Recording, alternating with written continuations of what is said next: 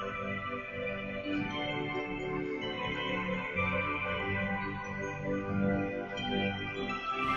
here from VINO Las Vegas, and we're here at Aureole for the punctuation of this wonderful Vegas Uncorked weekend.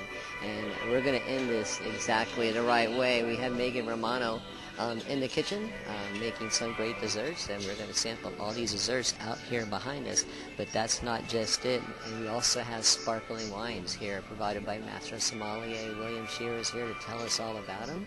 As we walk around, 7 stations, 7 desserts, a whole bunch of wines, sparkling. And so we're going to walk around, have some great food, and experience the end of Vegas Uncorked 2009. He's the wine director of the restaurant. He's wildly over-publicized. If you talk to anybody, he's a master sommelier, but that goes without saying, and one of the early ones of doing that. If you talk to anybody in wine in this city, almost everywhere, they either went to school with Willie, they learned wine from Willie, they've done it. He's everywhere. He was the one. I got very friendly with him. There was this moment at a restaurant in New York where he was the sommelier. Atelier. I forgot the name of it. Atelier, where Gabriel Kunther was the chef at the Ritz-Carlton, and then we became friendly there. It was one of my favorite restaurants. It's gone now. And Willie came out here. But one thing I want to say, slip him a couple bucks. He'll do a triple somersault from the top of the wine cellar.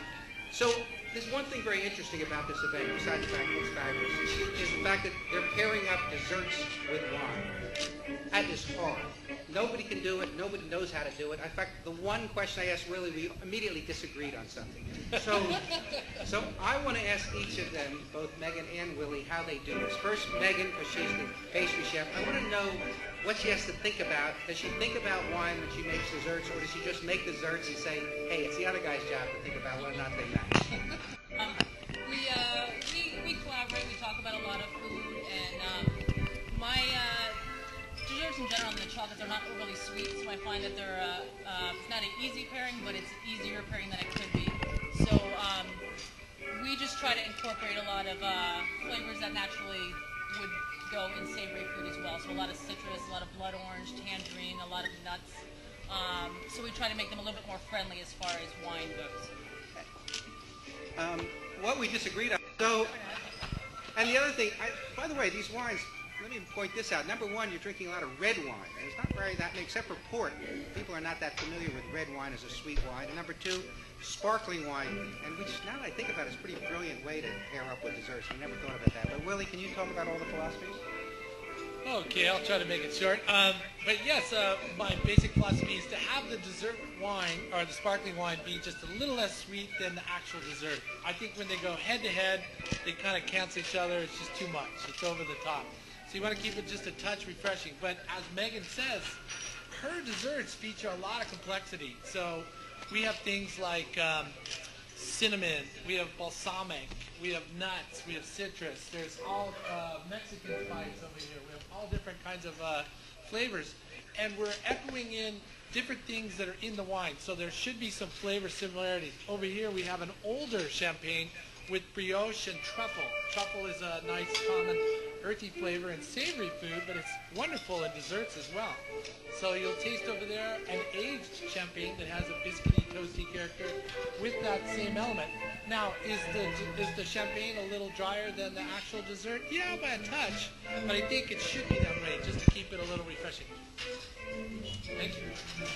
I just love coming here to eat. I love Vincent's food. I love the desserts. I love Willie's wine. That's one of the greatest wine lists in the country. And you get to see people scampering up and down that silly little wine tower, which is an awful lot of fun. Thanks for coming here today.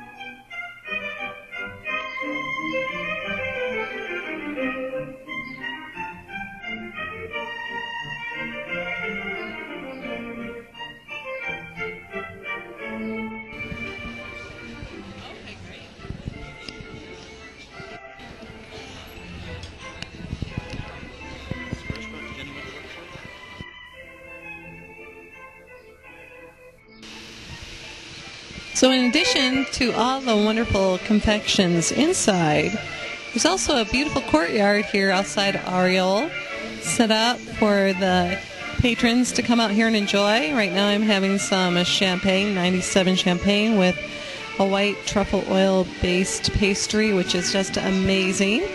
So this truly was a great way to end the Bon Appetit Vegas Uncorked. All the events, but what's better than champagne and chocolate and confections here at Aureole?